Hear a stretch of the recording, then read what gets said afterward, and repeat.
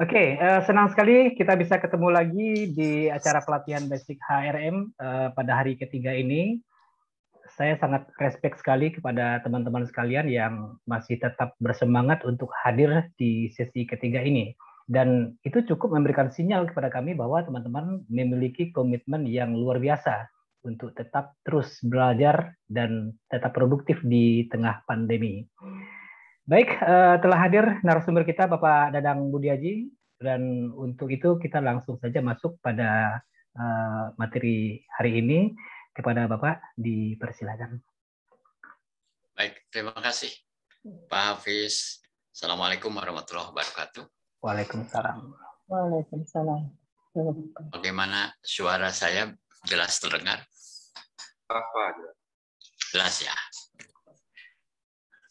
Kemarin itu saya pakai ini jaringannya Telkomsel yang paling dapat diandalkan. Di rumah tuh IndiHome, cuma kadang-kadang agak bermasalah ini ya.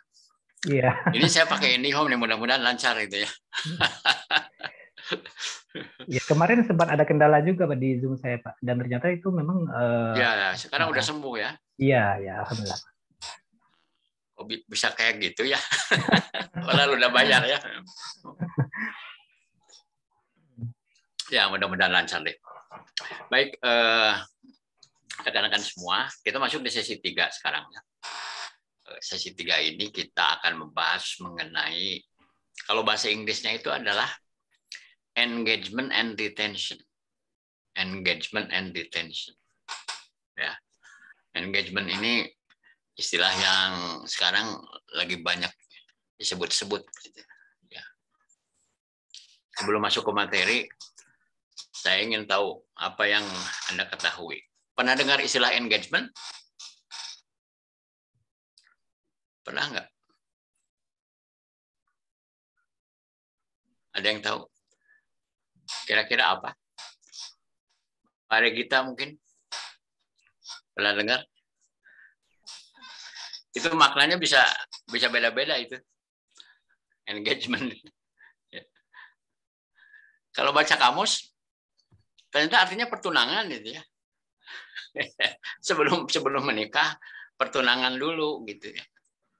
Nah, dalam bahasa Inggris kan itu namanya engagement gitu kan, ya. Happy engagement gitu ya. Saya pernah dapat undangan gitu, ini dari pengusaha gitu ya. Undangannya kayak nikahan gitu, di gedung gitu ya, mewah lah, ya namanya pengusaha gitu ya. Tapi saya lihat banyak karangan bunga itu tulisannya itu ternyata engagement. Ternyata pertunangan gitu ya. Jadi belum menikah itu. Baru bertunangan gitu ya. Jadi kalau secara kamus engagement itu maknanya pertunangan gitu. Tapi kalau di dalam konteks manajemen SDM maknanya ya sebenarnya ada kemiripan sih, ada kemiripan. Namun terjemahannya di dalam bahasa Indonesia sendiri itu kalau saya lihat ada 2 itu terjemahan engagement itu. Pertama yang saya tahu itu terjemahannya adalah keterlekatan. Keterlekatan. Kemudian ada juga yang menerjemahkannya termasuk kalau pakai Google Translator ya. Itu keterlibatan. Nah, jadi ada 2. Maknanya itu bisa keterlekatan, bisa juga keterlibatan. Ya, tapi mungkin ya maksudnya sama. Ya. Dan satu lagi retention. Retention itu maknanya adalah kalau yang namanya retensi itu maksudnya bagaimana kita mempertahankan, ya, mempertahankan apa yang ada, meretensi, gitu. Jadi itulah yang mau kita bahas malam ini. Mohon izin ini saya mau setting dulu ini temperaturnya.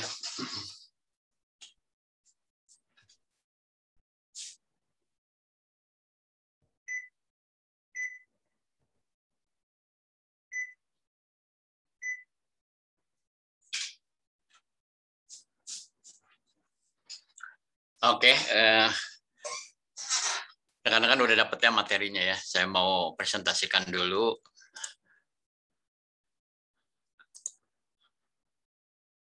Sesi 3 ini keterlibatan dan retensi karyawan.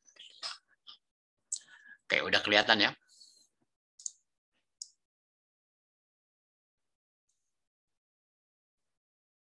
Sudah, Pak. Oke. Nah, apa sih yang dimaksud dengan ini ya? Keterlibatan, keterlekatan, dan retensi karyawan ini.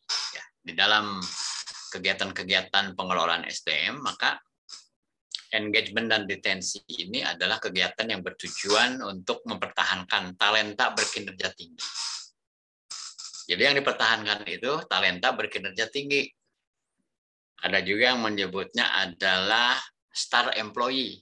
Ya, star employee itu yang high kompetensi, high performance, gitu ya, star employee.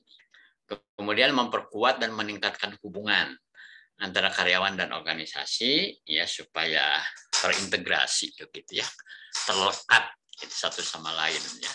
Ya kayak orang bertunangan aja, jadi terlekat, gitu ya. Menciptakan tenaga kerja yang berkembang dan bersemangat, dan mengembangkan strategi efektif untuk mengatasi atau memenuhi ya ekspektasi kinerja atau target-target kinerja yang sesuai dari karyawan di semua tingkatan. Jadi itu misi utamanya ya dari fungsi mengelola keterlekatan dan retensi karyawan ini. Ya. Jadi di sini ada simbol nih kalau employee engagement tuh ya seperti gambar yang sebelah kiri ini. Ya. Bagaimana semua orang dan antara perusahaan dengan karyawan itu satu hati, nah, gitu ya, satu hati, gitu ya. Itu yang disebut employee engagement. Kalau employee retention ini gambarnya gambar magnet ini. Orang mau pergi ditarik sama magnet, gitu. Ditahan supaya nggak kabur, gitu ya, supaya nggak tergoda pindah ke perusahaan lain, gitu ya. Itu yang disebut employee retention, gitu ya. Jadi ya intinya adalah bagaimana karyawan itu satu hati dengan kita, merasa satu bagian dari family kita di perusahaan, ya. Dan dia nggak kepikir untuk pergi kemana-mana, gitu, ya. Nah, jadi komitmennya penuh, gitu, terlekat, gitu. Ya kalau dalam perkawinan pokoknya sakinah mawadah warohmah lah, begitu, gitu ya, antara karyawan dengan perusahaan itu, ya. Oke, apa sasaran yang mau kita capai? Ini saya ambil dari panduannya. Ya. Sasaran belajar diharapkan peserta dapat ya, memahami teori dan konsep ya, di balik sikap kerja, misalnya tentang kepuasan, keterlibatan, penyebab pergantian, dan cara paling efektif untuk mengukur keduanya. Kemudian memahami praktik terbaik ya, yang berkaitan dengan data tersebut, termasuk analisis, mengidentifikasi temuan utama, dan komunikasi mereka dengan pimpinan senior. Mengetahui bagaimana merancang dan membuat sistem SDM dan intervensi yang menerapkan data ini untuk meningkatkan sikap kerja dan membangun budaya organisasi yang positif. Dan bagaimana menggunakan metrik atau pengukuran yang sesuai untuk mengevaluasi peningkatan tersebut. Ya, jadi kan tingkat engagement pun harus diukur ya. Tingkat sejauh mana orang merasa menjadi bagian dari keluarga besar perusahaan itu kan perlu diukur ya. Kemudian terakhir adalah menciptakan dan mempertahankan tenaga kerja yang terlibat, yang engage, ya, yang puas dan memiliki budaya organisasi yang positif. Ya, itu yang diharapkan ya. Kita setidaknya memahami framework-nya. Gitu ya. Nah, adapun indikator kemampuan bagi seorang pengelola SDM dalam kaitan dengan engagement dan retention ini, ya, ini level 1 gitu ya, yang standar. Jadi indikator kemampuan kita sebagai pengelola SDM pada bidang ini adalah kita bisa merancang, mengelola, menganalisis, dan menafsirkan survei tentang sikap karyawan, ya, misalnya keterlibatan, kepuasan kerja, dan tentang budaya. Kemudian bisa mengelola dan mendukung program SDM dan organisasi yang dirancang untuk meningkatkan sikap dan budaya karyawan. Misalnya ya, kita ada bikin acara-acara sosial, ya, ada kebijakan telecommuting, ada pengakuan atau rekognisi, perluasan dan pemberkayaan pekerjaan, kemudian fleksibilitas di tempat kerja. Ya. Kemudian diharapkan juga kita punya kemampuan mengidentifikasi peluang program untuk membuat atau peluang pekerjaan yang memotivasi, ya misalnya pemberkayaan dan perluasan, ya pembesaran pekerjaan. Ya.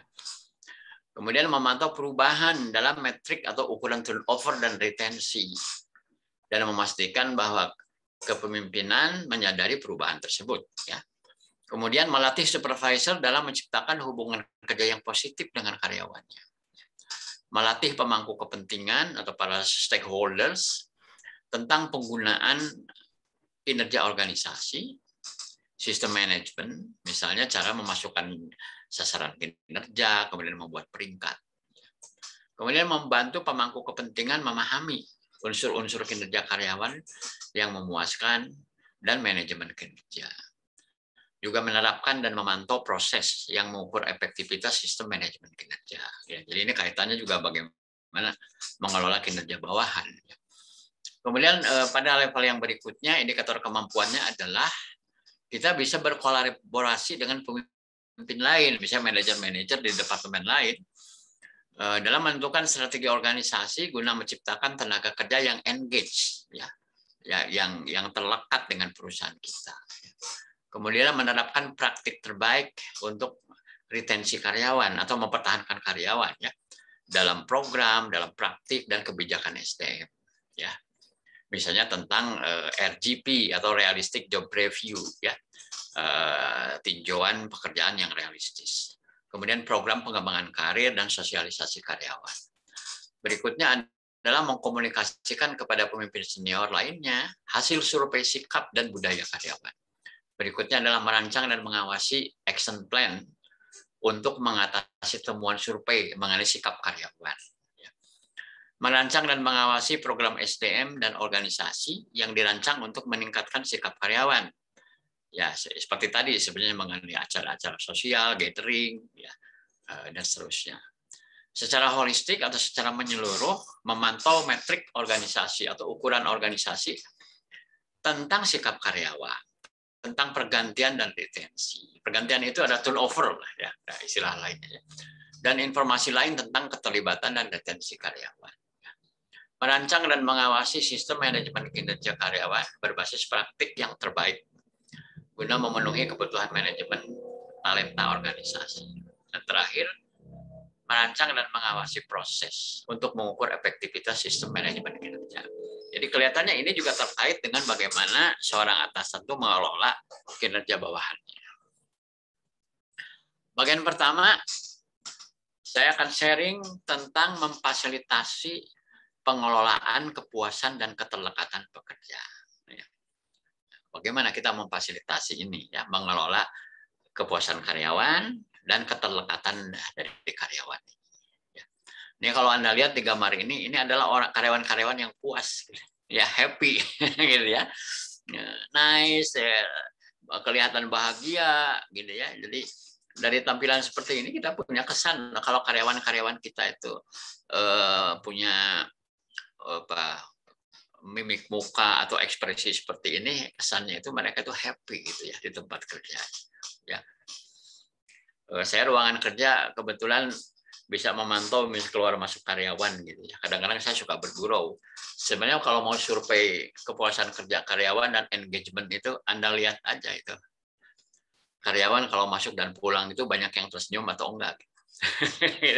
Kalau banyak yang tersenyum berarti secara kualitatif, ya, ya kelihatannya secara umum mereka happy, gitu ya, mereka bahagia, gitu. Tapi kalau banyak yang cemberut, ya mungkin mereka dalam keadaan kurang happy, begitu ya. Nah, gambar besarnya tentang bagaimana kita mengelola, memfasilitasi pengelolaan kepuasan dan engagement ini, ya. Langkah pertama ini yang kotak kiri atas, yang warna orange ini, dimulai dengan pengukuran kepuasan dan keterlekatan pekerja itu disiapkan sesuai dengan kebutuhan organisasi. Jadi ini kita mulainya dengan pengukuran dulu, begitu ya. Berikutnya, kalau sudah dapat hasil pengukuran kepuasan dan keterlekatan itu dianalisis untuk ditindaklanjuti. Ya, misalnya kita menggunakan kuesioner, mungkin ada 20 atau 30 pertanyaan. maka kita perlu menganalisis gitu ya. Mana yang agak menonjol gitu. Poin tentang apa gitu, yang paling menonjol yang harus mendapat perhatian gitu ya. Terutama yang paling menonjol bagusnya dan paling menonjol jeleknya gitu ya. Kalau yang paling menonjol bagusnya ya kita syukuri bahwa hal tersebut sudah bagus ya. Tapi kalau yang menonjol jeleknya berarti itu memang prioritas ya yang harus ditangani gitu ya. Berikutnya yang warna kuning, rencana tindak lanjut hasil pengukuran kepuasan dan keterlekatan pekerja disusun sesuai dengan kebutuhan organisasi. Dan terakhir ini yang kotak warna biru, kegiatan pemeliharaan kepuasan dan keterlekatan pekerja terhadap organisasi dilaksanakan secara berkelanjutan sesuai dengan ketersediaan sumber daya di organisasi. Jadi ini kata pentingnya adalah secara berkelanjutan. Jadi program-program untuk membuat karyawan puas dan engage itu tidak bisa katakanlah ditangani hanya dengan sebuah event gitu. Nggak bisa. Hanya dengan event setahun sekali kumpul-kumpul saja gitu misalnya. Ya mungkin itu kurang. Harus ada program-program lain termasuk bagaimana membangun leadership-nya dari para atasan. Ya. Kepuasan, keterlekatan, dan keberhasilan organisasi. Ya, kita mulai dengan beberapa pengertian dasar di sini. Keterlekatan pekerja adalah merupakan pengertian dari employee engagement, ya, yang tadi saya sampaikan itu, yang berbanding lurus dengan kepuasan pekerja. Jadi kalau ada dua garis gitu ya, satu garis engagement, satu garis satisfaction atau kepuasan, maka dua garis ini berbanding lurus, gitu ya. Kalau karyawannya puas, mestinya dia engage, gitu ya. Kalau dia engage, mestinya dia puas, gitu ya. Itu yang dimaksud berbanding lurus. Gitu ya. Salah satu faktor munculnya keterlekatan pekerja adalah adanya kepuasan pada pekerja. Jarang sekali ya karyawan yang nggak puas, kemudian dia engage, jarang banget itu. Ya. Makanya memang hubungannya itu berbanding lurus, gitu ya. Korelasi positif istilahnya. Ya. Pekerja yang puas akan bekerja lebih kreatif, inovatif, berdedikasi dan antusias. Ya. Kepuasan dan keterlekatan pekerja pada organisasi merupakan salah satu faktor keberhasilan organisasi dalam menangani masalah SDM. Nah, dengan demikian memang tidak salah kalau sekarang perusahaan-perusahaan mulai memperhatikan betul ya aspek engagement dari karyawan ini, karena memiliki nilai yang sangat strategis gitu ya, untuk mencapai kesuksesan organisasi. Gitu, ya. Apa yang harus ditanyakan dalam survei kepuasan karyawan? Ya. Ada 9 pertanyaan survei kepuasan karyawan yang akan mengungkap banyak ini di antaranya. Gitu ya. Ya, jadi bisa saja Anda mendesain suatu kuesioner, gitu ya. Misalnya bisa bikin Google Form juga bisa, gitu kalau mau praktis, gitu. Atau mau pakai wawancara juga bisa. Gitu ya. Nah, jadi ini ya sebenarnya Anda bisa mengembangkan dari 9 ini, bisa mau beranak pinak gitu.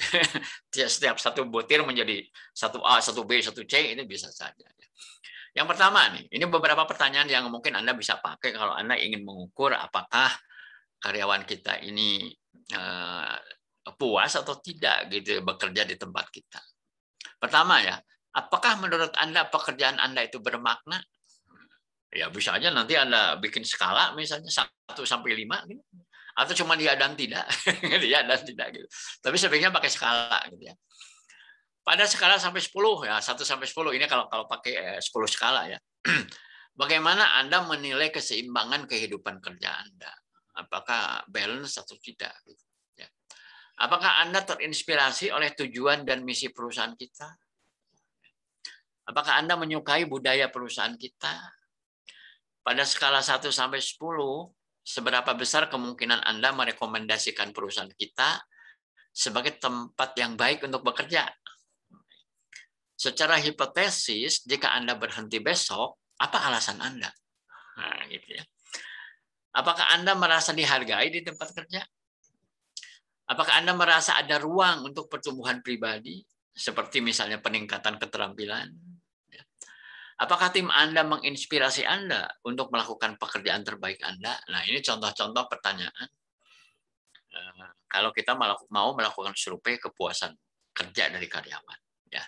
Ya sebenarnya kita bisa carilah sumber-sumbernya, baik yang gratisan maupun berbayar, itu banyak banget. Gitu. Dari mulai yang sederhana sampai yang rumit. Gitu ya. Nah, ini saya perlihatkan kepada Anda satu contoh engagement survey yang dimiliki dan diluncurkan oleh Dale Carnegie Indonesia. Saya pernah berapa kali, mungkin 2 atau 3 kali saya mengikuti sesi ini dari Dale Carnegie Indonesia. Dan menurut saya bagus ya. Nah, ini contohnya, formulirnya ini. Ya. Anda boleh nyoba juga sih untuk mengukur diri sendiri apakah Anda engage nggak di tempat kerja ya, menggunakan kuesioner ini. Tapi syaratnya supaya hasilnya valid, jawabannya harus jujur. Jawabannya harus jujur. Ya. Anda mau nyoba ini sambil Anda siapkan kertas, gitu ya. Siapkan kertas, tinggal nanti tulis aja angkanya aja. Ya kalau di dalam kelas offline kan saya bagiin formulir gitu ya. Boleh kita coba ya. Anda tuliskan aja itu ya. Cuman ini kebetulan ada nomor sih gitu ya. Tapi saya bacakan, terus Anda respon, tulis di kertas, lingkari atau Anda tulis aja angkanya berapa. Ya, oke, kita coba ya. Tapi jawaban harus jujur nih. kalau ingin mengetahui Anda itu sebenarnya engage nggak di tempat kerja gitu kan ya. Oke, yang pertama, jadi gini cara mengisi asesmen ini. Lingkari angka di kolom kanan yang paling menggambarkan kenyataan yang ada. Ya, jadi yang paling realistis. Gitu ya. Skalanya, kalau 5 itu sangat setuju, 4 itu agak setuju, 3 itu netral, ya. 2 agak tidak setuju, kalau 1 tidak setuju. Ya, kita mulai ya. Tulis saja, nanti kita tinggal jumlahkan kok. Ya. Pertama, ya, saya percaya para pimpinan tertinggi membawa organisasi ini ke arah yang benar. Nah, silakan tulis antara 1 sampai 5 ini. Ya. Kalau 5 artinya sangat setuju. Ya. Kalau 1 tidak setuju. Kalau 3 di tengah-tengah itu netral. Ya. Berikutnya, ya. Saya memiliki keyakinan akan kemampuan kepemimpinan dari pimpinan tinggi. Nah, silakan kasih angka. Organisasi saya mendorong komunikasi yang terbuka. Silakan kasih respon. Tulis aja di kertas. Atau di handphone boleh gitu ya. Tambah-tambah pakai kalkulator juga bisa gitu ya. Berikutnya, saya puas akan masukan yang telah saya sampaikan dalam keputusan atasan yang mempengaruhi pekerjaan saya. Ya. Berikutnya, saya memiliki keyakinan akan kemampuan kepemimpinan dari atasan langsung saya. Berikutnya, saya percaya pada atasan langsung saya. Berikutnya, atasan langsung saya memberi teladan yang baik. Berikutnya, atasan langsung saya memperlakukan saya dengan respect. Ya, jadi penuh hormat dan menghargai. Gitu ya. Atasan langsung saya berkomunikasi secara terbuka. Atasan langsung saya mengakui kontribusi saya. Atasan langsung saya memperhatikan saya sebagai orang, bukan sebagai binatang, sebagai orang. Jadi maksudnya memanusiakan manusia gitu maksudnya. Saya belajar banyak dari atasan langsung saya.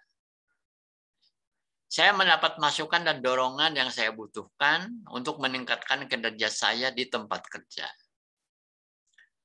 Atasan langsung saya peduli akan kehidupan pribadi saya dan dampaknya pada pekerjaan saya. Filosofi perusahaan mencerminkan nilai-nilai saya. Saya percaya semua karyawan diperlakukan dengan respect, ya, dihargai, dihormati, ya, tidak dilecehkan begitu. Ya. Organisasi peduli akan apa yang saya rasakan. Kesehatan dan kesejahteraan saya didukung dan didorong. Saya bangga atas kontribusi organisasi saya kepada masyarakat. Saya senang berangkat ke tempat kerja. Nah, pagi-pagi gimana? Senang nggak kalau pergi ke tempat kerja? Saya bersedia berusaha untuk membuat organisasi saya berhasil. Berikutnya, berangkat ke tempat kerja membuat saya bersemangat. Nah, udah gitu aja. Ini simple amat gitu ya. Ini dari Dale Carnegie loh ini ya. Nah, tinggal Anda hitung. Jadi cara menghitungnya adalah ya sebenarnya kalau Anda tadi pakai kalkulator tinggal ketemu aja nanti kan skornya berapa. Tapi kalau manual kan bisa dipecah gitu kan. Yang Anda jawab 1 berapa, yang Anda jawab 2 berapa, yang Anda jawab 3 berapa, yang Anda jawab 4 berapa, yang Anda jawab 5 berapa. Kalau 6 kan nggak ada. Dikalikan, jumlahkan aja. Jadi total employee engagement score. Jadi double E ini maksudnya adalah employee engagement score. Berapa skornya? Nah, keluarlah yudisiumnya. Yudisiumnya kan gitu ya. Atau apa ya? Klasifikasinya ya. Kalau skornya 80 sampai 110, Anda orang yang sepenuhnya engage. Nah, full engagement ya. Full engage. Kalau skornya 50 sampai 79, Anda itu sebagian engage. Ya, jadi kerjanya setengah hati gitu ya. Badannya ada di perusahaan, jiwanya nggak tahu ada di mana gitu ya. Ya. Partially engaged gitu ya. Partially engaged. Sedangkan kalau 22 sampai 49, nah itu Anda tidak engage. Ya, mungkin Anda berada di situ tuh sengsara rasanya gitu ya. Oke. Ada yang bisa ngasih tahu skornya? Mbak Hanifah berapa skornya? Belum, Pak, masih dihitung. Nah, siapa yang udah ngitung nih? Ada yang udah ngitung? Saya, Pak. Berapa, Pak? Pak Bambang? Saya 83, Pak. 83, berarti full engage. Gitu. Ya. Yang penting kan jawabannya jujur ya, Pak ya? Jujur, Pak. Jujur, Pak. Aman, insya Allah. Aman, ya. Ya, kayaknya Anda bakal lama loh di tempat sekarang itu. Ya. Ya. Alhamdulillah, Pak, dipromosikan, dipercaya, alhamdulillah. Ya. Ya, aman sih kalau segitu. Jadi Anda berada di tempat yang tepat dan akan yang dapat akan memperoleh manfaat itu siapa ya? Ya kita sendiri dan juga perusahaan, betul nggak? Ya. Betul. Dua-duanya Betul, akan Pak. memperoleh manfaat. Iya. Ade Nuria berapa? Udah dapat skor berapa? 80, Pak. Pas pisan ya, tapi masih kena masuk ya. Karena Masuk di sama dalam atas. full engage ya. Saya kira orang yang full engage di tempat kerjanya itu orang yang happy itu, menurut saya. Betul nggak? Ya. Dia bekerja dengan hati gembira ya, dan dia bisa berprestasi. 84, Pak. Wah, malah lebih gede lah. Lebih gede. Mantap. Ya. Mantap sekali ya. Alhamdulillah. Nah, ini boleh Anda coba nanti ya, kalau mau ini dipraktekkan, kan Anda tinggal print perbanyak atau mau dibikin Google Form, kayaknya lebih enak loh Google Form. Ya. Anda kan tinggal ambil dari sini pakai skala begitu ya. Anda sebarkan ke seluruh karyawan gitu ya.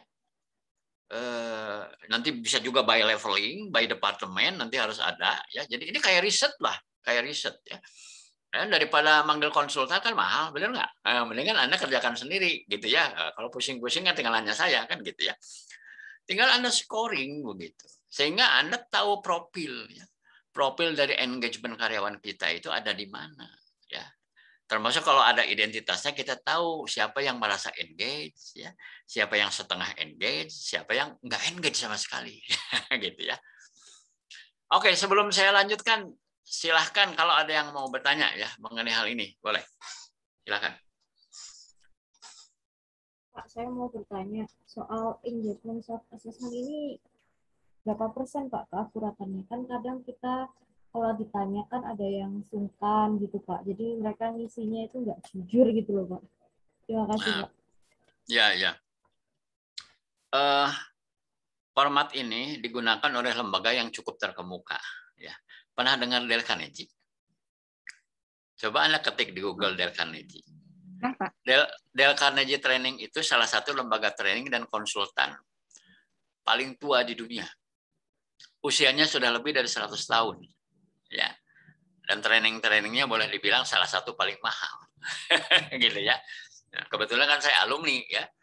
Ada banyak program-program Dale Carnegie yang saya udah sertifikasi begitu ya. Nah, jadi kalau berangkat bahwa ini dilaksanakan oleh lembaga yang cukup terkemuka, ini adalah hasil riset yang nggak main-main begitu ya. Nah, sekalipun formatnya sederhana. Tetapi kalau Anda memang pernah mempelajari juga yang namanya metodologi penelitian ya, maka kuesioner yang seperti ini tuh memang bisa saja terganggu oleh yang namanya bias. Ya, terutama mengenai orang itu jawabnya jujur enggak gitu. Ya. Atau dia skenariokan gitu. Supaya kelihatan perusahaannya jelek gitu ya. Supaya kelihatan perusahaannya jelek, jawabannya adalah 3 ke bawah gitu. Ya, 3 ke bawah gitu. Nah, oleh karena itu memang saya pikir ini bisa dikembangkan untuk meningkatkan tingkat validitas ya. Karena yang Anda tanyakan tadi kan akurasi. Akurasi itu kan kalau dalam konsep metodologi tes itu kan yang disebut validity gitu ya, validity. Jadi Anda bisa kembangkan sebenarnya misalnya mengenai definisi skala 1, 2, 3, 4, 5 itu definisinya seperti apa gitu ya. Itu tidak ada yang akurasi 100% itu tidak ada. Ya. Karena apa? Memang ini pendekatannya subjektif. Kita kan minta pendapat orang. Betul nggak? Minta pendapat orang. Seperti gini, Anda melihat seseorang, terus ditanya, orang ini tinggi enggak? Relatif kan? Ada yang bilang tinggi, ada yang biasa, kan begitu. Tergantung sudut pandang. Gitu. Ya. Saya nggak bisa jawab ini angkanya persisnya berapa, tapi di bagian berikutnya saya perlihatkan juga bahwa Dale Carnegie ini melakukan survei di beberapa kota besar di Indonesia. Di antaranya menggunakan alat yang seperti ini. Dan ketahuan employee engagement di kota Medan, di Jakarta, di Bandung, di Makassar, Balikpapan, ya itu seperti apa profilnya. Itu ada di slide-slide berikutnya nanti saya sampaikan. Demikian Mbak Regita ya, yang dapat saya jelaskan. Baik, Pak, terima kasih.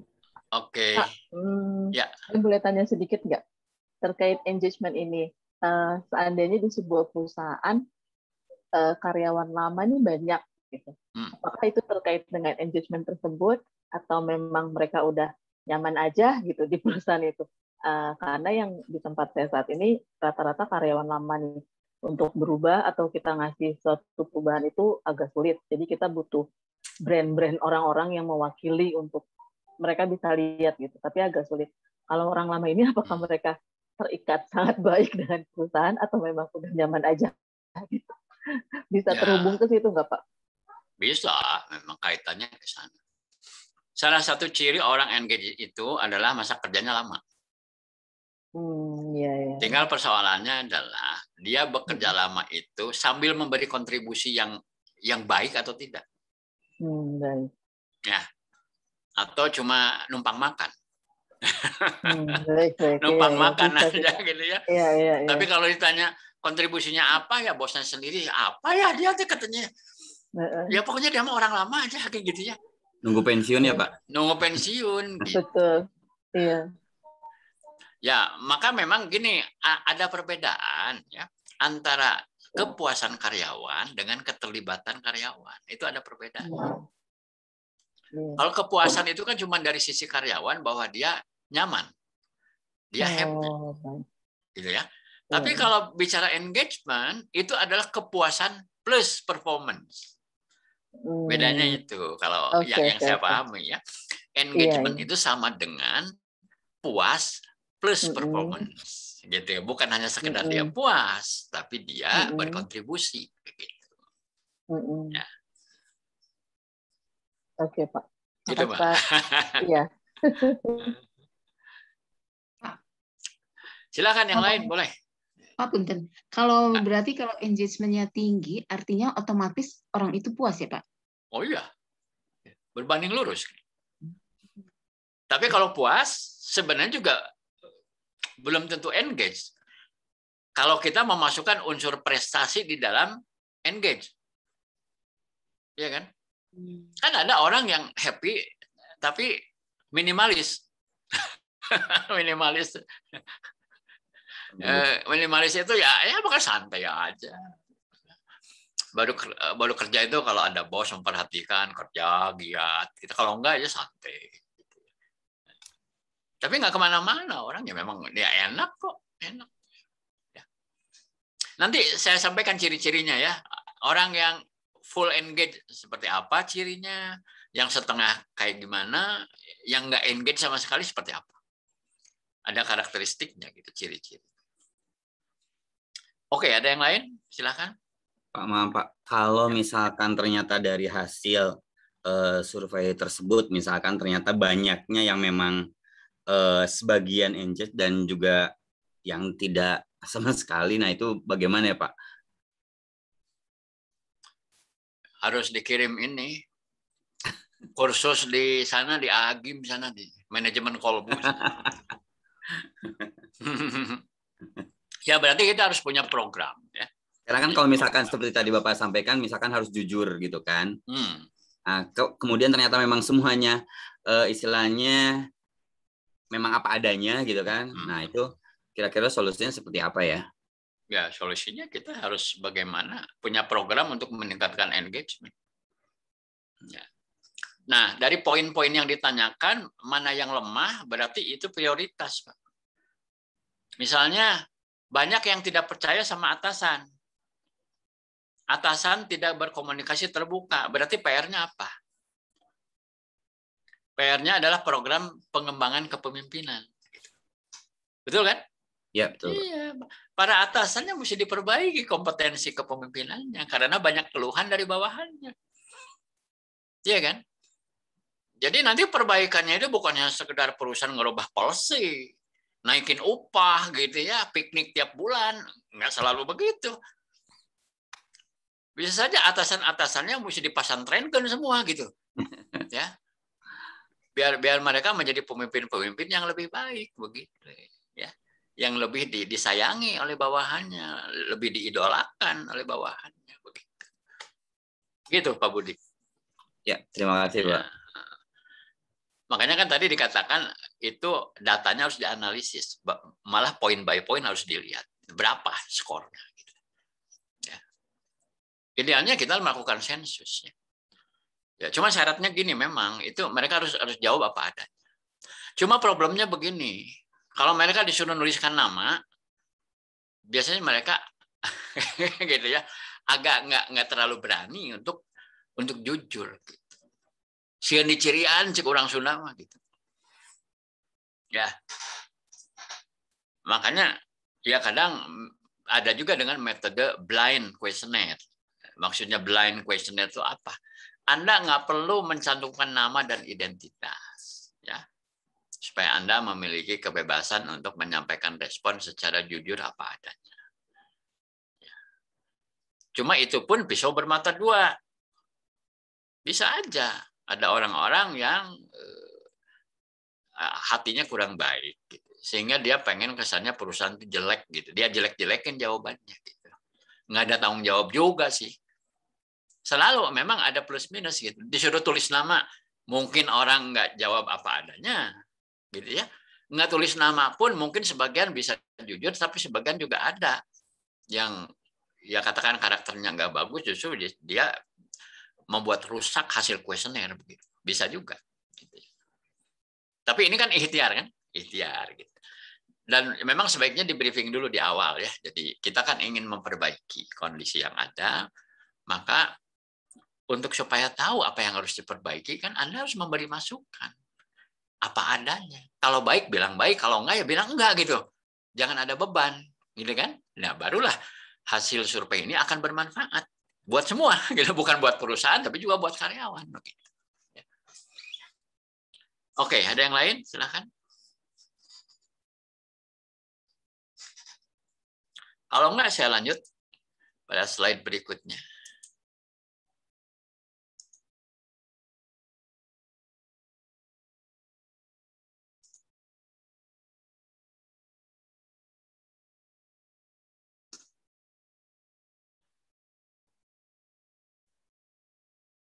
Nah, tadi kita sudah di sini ya. Nah, Maka yang namanya 3 level itu karakteristiknya seperti ini. Ya. Jadi kalau orang yang full engage, cirinya dia tuh bekerja lebih lama ya di suatu organisasi. Seperti yang tadi ditanyakan itu ya. Dia berkontribusi pada keuntungan perusahaan, ya. Jadi bukan cuma kerja lama, tapi berkontribusi ya. Kemudian memiliki komitmen pada produktivitas dan kualitas. Sedangkan mereka yang setengah engage atau partially engage, cirinya adalah dia cuma konsentrasi pada tugas, bukan pada hasil. Ya pokoknya yang penting saya kerja gitu. Hasilnya kayak gimana, dia nggak terlalu mikirin gitu ya. Ingin diberitahu apa yang harus dia kerjakan. Jadi orangnya itu inisiatifnya kurang gitu ya. Jadi mesti disuruh-suruh, mesti dikasih tahu, coba ya kerjain ini, kerjain itu gitu ya. Kemudian mungkin prinsipnya itu yang penting kerja, terima gaji, pulang kayak gitu. Ya minimalis. Ya. Jadi mungkin dia sering lihat jam dinding gitu ya. Ini jam berapa sekarang nih? Udah jam 4 atau belum gitu, udah jam 5 atau belum ya. Nah, tapi ini masih mending daripada yang level paling bawah ini yang disengage gitu ya. Orang-orang yang disengage ini beberapa cirinya adalah orangnya mungkin menebar benih negativitas ya, berprasangka buruk gitu ya, suudon kayak gitu ya. Mungkin menyabotasi kemajuan. Jadi anti perubahan orangnya tuh, ide-ide yang bagus yang untuk kebaikan bersama dia kurang mendukung gitu ya. Kemudian dia itu mengekspresikan ketidakpercayaan dan permusuhan.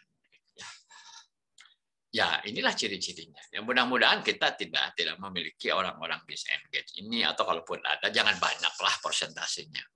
Ya. Nah, faktor-faktor apa saja sih yang mempengaruhi engagement karyawan ini? Ya, ini dari Dale Carnegie. Ini saya tulis di situ sumbernya dari mana ya. Nah, ternyata ini ada banyak faktor ini yang mempengaruhi. Ya. 1, 2, 3, 4, 5, 6, 7, ada 8 faktor. Yang ke-9 itu secara umum. Ya. Pertama adalah atasan langsung. Yang kedua adalah nilai-nilai. Dan yang ketiga adalah komunikasi. Nah, 3 yang ini dikurungin nih. Kok kenapa dikurungin 3 ini? Karena 3 ini adalah yang paling dominan, ya, yang paling besar pengaruhnya. Kemudian yang keempat adalah keanekaragaman dan keterlibatan, ya, diversity and inclusion. Ya. Kemudian yang kelima adalah kesehatan dan kesejahteraan. Ya. Yang keenam adalah kepemimpinan senior. Yang dimaksud kepemimpinan senior itu apa? Ya, jajaran top management lah, termasuk owner begitu. Orangnya seperti apa sih? Leadership mereka seperti apa? Gitu. Ya, itu berpengaruh. Ya, orang-orang top di perusahaan. Itu yang keenam. Yang ketujuh adalah lingkungan kerja. Seperti apa sih lingkungan kerjanya? Apakah menyenangkan, menyesakan atau tidak? Ya. Nyaman tidak lingkungan kerjanya? Ya. Kemudian yang kedelapan adalah learning and performance, pembelajaran dan kinerja. Nah, dari 8 ini, ya 1, 2, 3, 4, 5, 6, 7, 8, yang paling dominan ini adalah 3, ya, yaitu atasan langsung, nilai-nilai dan komunikasi. Jadi sebenarnya gini, kalau kita beresin aja yang 3 aja ini dulu, itu pasti dampaknya luar biasa. Ya. Jadi kalau yang 3 ini kita perbaiki, mestinya engagement-nya itu meningkat. Ya. Jadi ini 3 drivers utama ya, dari employee engagement. Pertama adalah kepuasan dengan atasan langsung. Jadi penting sekali itu atasan langsung itu. Yang dimaksud atasan langsung itu adalah kita itu secara langsung report ke siapa. Gitu. Ya. Kalau Anda manajer, mungkin di atas Anda adalah senior manager atau direktur. Ya. Nah itu orang itu maksudnya atasan langsung itu. Kalau seorang operator mungkin atasannya adalah supervisor. Nah, si supervisor inilah gitu yang namanya atasan langsung. Kalau para menteri, atasan langsung itu presiden. Nah, si presiden ini gitu yang dimaksud atasan langsung gitu ya. Yang kedua adalah nilai-nilai yang terjalin. Jadi, align itu kan artinya bersekutu ya, beraliansi gitu ya. Nilai-nilai yang sama, prinsip-prinsip yang sama. antara karyawan dengan perusahaan. Gitu ya. Kemudian yang ketiga adalah komunikasi yang terbuka, ya, komunikasi yang transparan. Jadi kalau menurut temuannya Dale Carnegie ini, 3 drivers ini adalah yang paling pokok. Artinya kalau 3 hal ini kita bisa benahi, mestinya engagement-nya bisa meningkat. Gitu. Hal-hal lain bukan yang nggak penting gitu ya. Nah, itu juga seharusnya memang digarap kalau ada kekurangan. Ya. Nah ini coba kita lihat ini. Faktor yang mempengaruhi engagement dari sisi atasan langsung. Ya, dari sisi atasan langsung. Jadi ini kan bisa diurai dari sini sebenarnya. Ya. Pertama, ini sambil diterjemahkan ya. Atasan langsung saya memperlakukan saya dengan respect. Nah, ternyata ini pengaruhnya paling gede. Ya, paling gede. Jadi ini diurut, susun ranking dari yang memang pengaruhnya besar sampai kemudian yang terkecil. Berikutnya, atasan langsung saya berkomunikasi secara terbuka dan jujur. Ketiga, saya percaya kepada atasan langsung saya. Berikutnya, atasan langsung saya memberikan contoh baik untuk diri saya. Jadi ini keteladanan. Atasan langsung saya berminat atau perhatian kepada diri saya sebagai pribadi. Atasan langsung saya peduli dengan kehidupan pribadi saya. Ya, itu kan tadi tercerminnya di kuesionernya pertanyaan-pertanyaan kayak gitu kan, mirip gitu ya. Nah, ini dari sisi atasan langsung. Artinya begini, kalau ternyata dari aspek leadership para atasan itu lemah, ya, maka yang harus kita dorong itu adalah perubahan perilaku. Supaya mereka memiliki sikap dan perilaku seperti ini. Jadi yang harus melakukan transformasi, switching gitu ya. Dari yang semula kurang respect ke bawahan, cobalah bisa nggak kamu menjadi orang yang bisa respect ke orang lain, gitu ya misalnya. Ya. Dari Anda yang sering kurang terbuka kalau komunikasi, kurang jujur, cobalah Anda merubah sikap tersebut. Ya. Nah itu yang dimaksud pengembangan perilaku kepemimpinan. Kemudian berikutnya adalah faktor-faktor mengenai nilai-nilai yang mempengaruhi engagement, ya. Value, ya, nilai-nilai atau prinsip-prinsip yang dianut, ya, atau yang berlaku. Ya. Yang pertama, perusahaan tempat saya bekerja memiliki etika yang kuat. Ya, jadi etika yang kuat itu ya, saya ambil contoh misalnya Rumah Sakit Immanuel, gitu ya, Mbak Saulina, ya, itu kan value-nya itu apa? Yang saya tahu ya, yang karena ada di dalam logo, Heman Geten Kapapancen, betul nggak? Ya, Heman Geten Kapapancen, itu kan suatu value, ya, value. Dan kalau itu ternyata memang diserap ya, dan dihayati oleh semua anggota organisasi kita, itu sangat luar biasa. Itu etika yang kuat, ya. Heman Geten Kapapancen, itu kan bahasa Sunda. Heman itu apa ya? Heman itu penuh kasih sayang kan, gitu. Heman. Geten itu tekun melayani, tidak bosan, ya, konsisten, melayani terus setulus hati. Kapapancen itu terhadap tugas, terhadap panggilan tugas. Ya. Itu kan satu value yang luar biasa. Ya saya dengan mudah memahami karena saya orang Sunda gitu bahwa Heman Geten Kapapancen itu maksudnya apa, nggak usah diterangin, saya udah tahu gitu ya. Tapi kalau bukan orang Sunda mesti dijelasin dulu gitu kan. Apa sih yang dimaksud Heman Geten Kapapancen di Rumah Sakit Immanuel itu kan ya. Kemudian berikutnya semua karyawan diperlakukan dengan respect tanpa memandang posisi. Ya. Jadi enggak karena dia sama cleaning service kemudian tidak dihargai gitu ya. Kalau levelnya manajer dihargai, enggak begitu. Posisi apapun ya diperlakukan sama. Ya. Respect begitu. Berikutnya, saya bangga dengan kontribusi perusahaan saya kepada masyarakat, kepada komunitas sekitar. Ya. Kemudian berikutnya, falsafah perusahaan mencerminkan nilai-nilai pribadi saya. Jadi sama gitu ya. Prinsip-prinsip tempat saya kerja dan prinsip-prinsip saya pribadi itu akur, sinkron, gitu ya. Anda merasa tidak berada di tempat yang salah, gitu kan? Berikutnya, perusahaan mempedulikan atau care ya mengenai apa yang saya rasakan dalam kaitan dengan pekerjaan atau bisnis perusahaan. Nah, ini satu contoh. bagaimana value itu mempengaruhi kepada engagement karyawan. Yang ketiga, ini komunikasi. Ternyata cuma 2 item nih komunikasi ini ya. Nah, faktor komunikasi yang mempengaruhi engagement karyawan. Perusahaan mendorong komunikasi yang terbuka di antara karyawan dan manajemen. Ya, itu yang pertama. Yang kedua, saya puas dengan sejumlah masukan yang saya miliki dan mempengaruhi pada keputusan yang berdampak pada pekerjaan saya. Artinya apa? Ini adalah kontribusi atau ide-ide karyawannya didengar gitu maksudnya ya. Ide-ide karyawan didengar dan ikut mempengaruhi keputusan perusahaan. Gitu. Nah, ini 3 faktor yang dimunculkan karena menurut risetnya Dale Carnegie sendiri 3 faktor ini yang paling dominan gitu ya di antara 8 faktor ya. Nah, yang berikutnya adalah apa yang harus dilakukan ini mengenai siklus employee engagement ya. Jadi pertama diukur, dianalisis, ambil tindakan ya, dan kemudian refine itu ya memastikan ya. Kalau ada yang perlu diperbaiki begitu. Siklusnya seperti ini ya.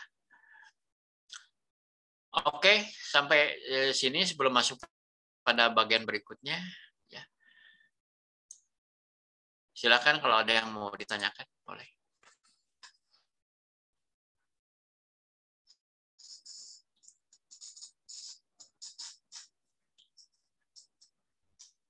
Silakan.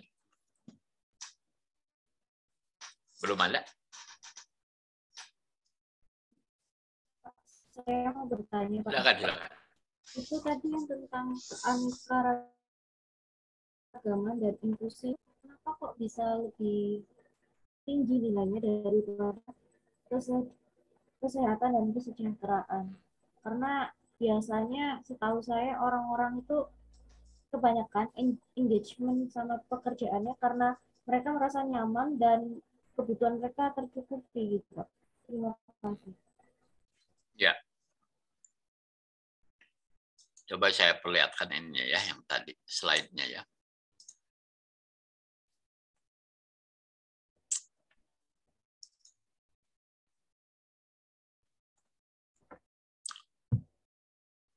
Yang ini ya.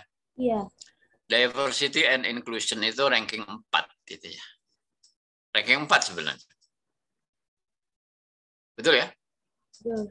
Ranking 5-nya kesehatan dan kesejahteraan. Iya. Jadi masih lebih tinggi. Sekalipun mungkin tipis sebenarnya. Malah yang di luar dugaan ternyata apa? Mungkin kita ada anggapan yang penting kan gaji gede gitu. Gaji gede, kesejahteraan bagus gitu kan. Ternyata itu ranking berapa? Kesehatan dan kesejahteraan itu ranking 4. Ya kan? Ternyata. Ranking 1 ternyata apa? Atasan langsung. Ya. Tapi saya pikir ya Anda setuju, Anda bisa dikasih gaji besar, ya, fasilitas bagus. Tapi perilaku atasan Anda membuat Anda susah.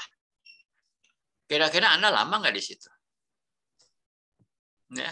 Iya, Pak. Makanya nggak salah kalau ada statement begini. Termasuk itu hasil penelitian dari beberapa lembaga konsultan dunia. Ya. Sebagian besar karyawan mengundurkan diri bukan mau lari dari perusahaan, tapi mau lari dari atasannya. Percaya nggak? Ya.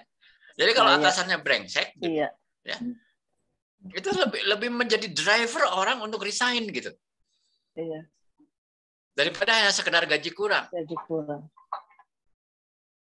Betul ya? Mungkin ada yang udah ngalamin kali. Ya.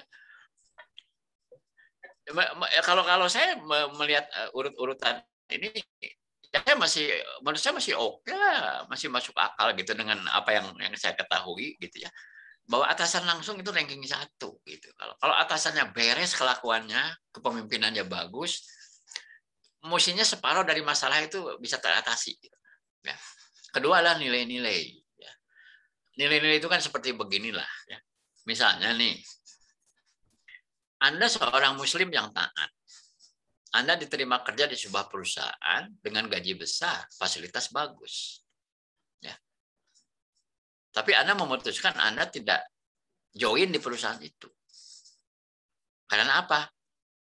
Karena Anda tahu misalnya perusahaan itu menjalankan praktek-praktek bisnis ilegal misalnya. Ya. Anda sebagai muslim yang taat ya, tahu di situ ada sesuatu yang haram gitu ya, yang dilakukan. Misalnya apa? Ternyata jualan minuman keras gitu misalnya gitu ya. Atau membuat minuman keras. Ya.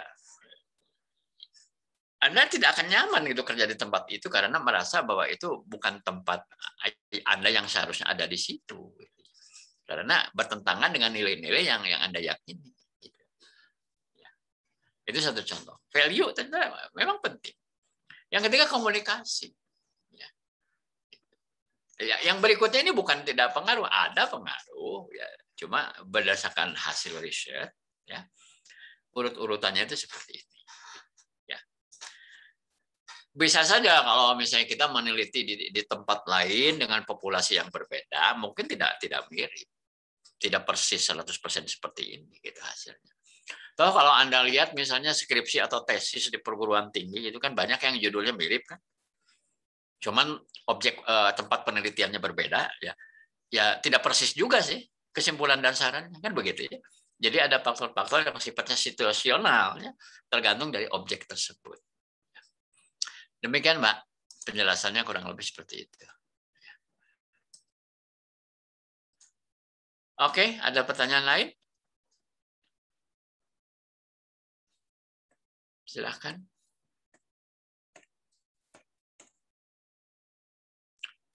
Nah, sekarang kita masuk ke yang berikutnya. Bagaimana kita mengelola keseimbangan antara pekerjaan dan kehidupan pribadi pekerja. Nah, ini kan bagian penting. Karena gini, orang kerja itu kan harus dalam keseimbangan. Ya kan? Sekarang saya tanya sama Anda. Menurut Anda, yang cocok menurut Anda, sesuai dengan diri Anda itu, hidup untuk kerja atau kerja untuk hidup? Yang mana nih? Kira-kira. Kerja untuk hidup, hidup untuk kerja. Yang mana? Hah? Kerja untuk hidup sepertinya. Yang mana nih? Hidup untuk kerja atau kerja untuk hidup? Hidup untuk kerja, Pak. Hidup untuk kerja. Kerja untuk hidup, Pak. Yang disebut belakangan itu yang lebih penting. Kalau Anda falsafahnya hidup untuk kerja, jadi bagi Anda itu yang penting kerjanya, bukan hidup itu sendiri. Betul? Iya. Karena hidup untuk kerja, jadi yang penting mah kerja aja. Jadi ngikutin Pak Jokowi, kerja. Happy-nya kapan? Nah, pokoknya kerja.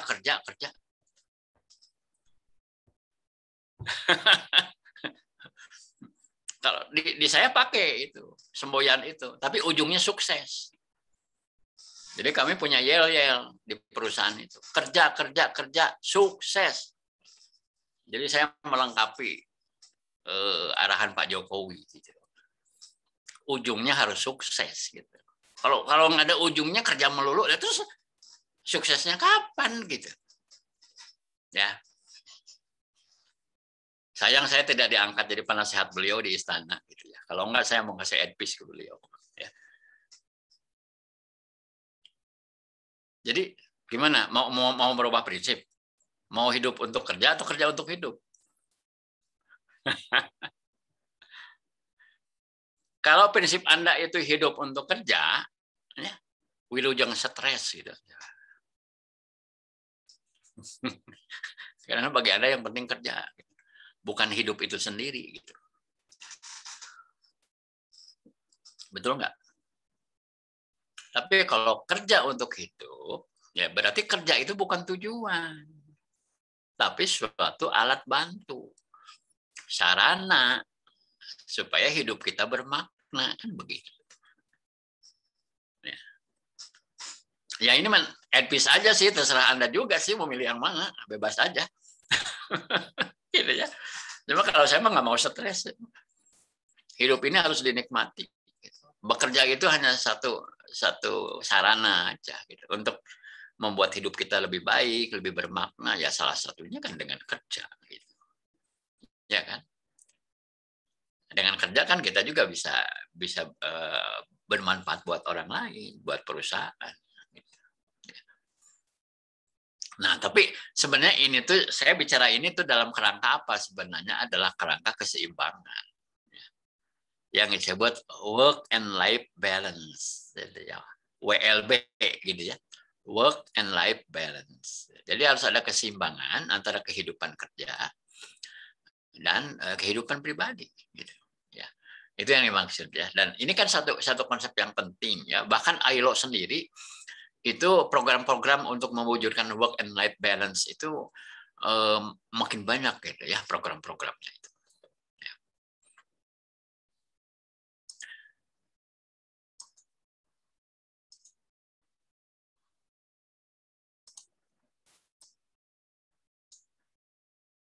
Oke, bagaimana kita mengelola ini keseimbangan antara pekerjaan dan kehidupan pribadi kita ini?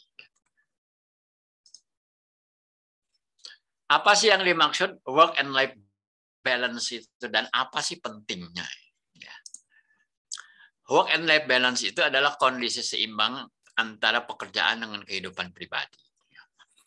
Kondisi seseorang yang bisa memanajemen waktunya sehingga antara kewajiban bekerja dengan memenuhi segala kebutuhan pribadi seperti beristirahat dan bersosialisasi di lingkungan tempat tinggal itu memiliki porsi yang sama, seimbang.